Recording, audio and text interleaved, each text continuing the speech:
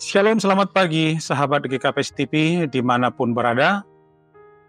Sebelum kita mendengarkan firman Tuhan untuk menjadi renungan di pagi hari ini, marilah kita berdoa. Kami bersyukur ya Tuhan Allah atas penyertaan-Mu di sepanjang malam hingga pada pagi hari ini.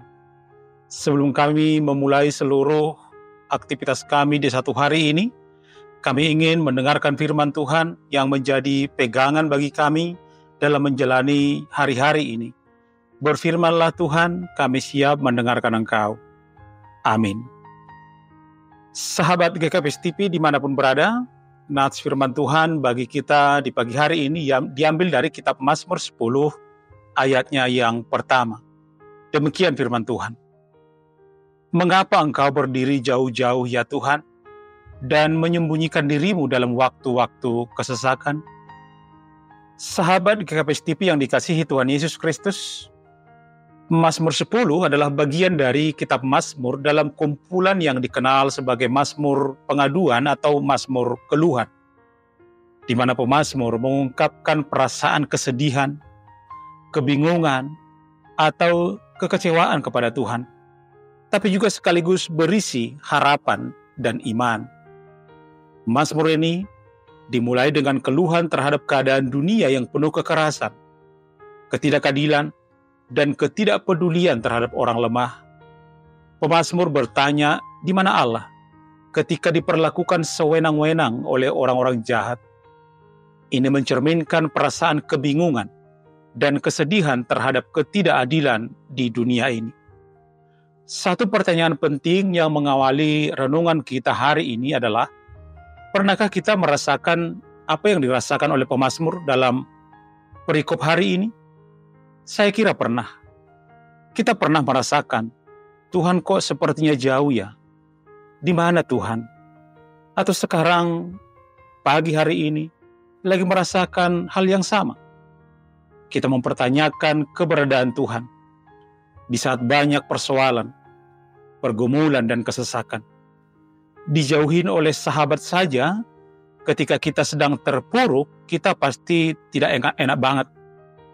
Apalagi Tuhan yang menjauhi kita.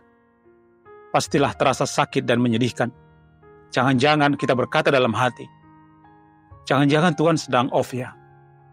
Sahabat GKPS TV, apa yang kita lakukan di saat rasanya Tuhan sedang LDR-an dengan kita, atau long distance relationship? Justru masa-masa seperti itulah Tuhan pakai untuk mendewasakan hubungan kita dengannya, untuk membentuk karakter dan iman kita. Seperti halnya kita menjalin persahabatan dengan manusia yang sering diuji, persahabatan kita dengan Tuhan juga sering diuji oleh perpisahan dan kesunyian. Kita dipisahkan oleh jarak fisik, atau kita tidak dapat berbicara sama sekali.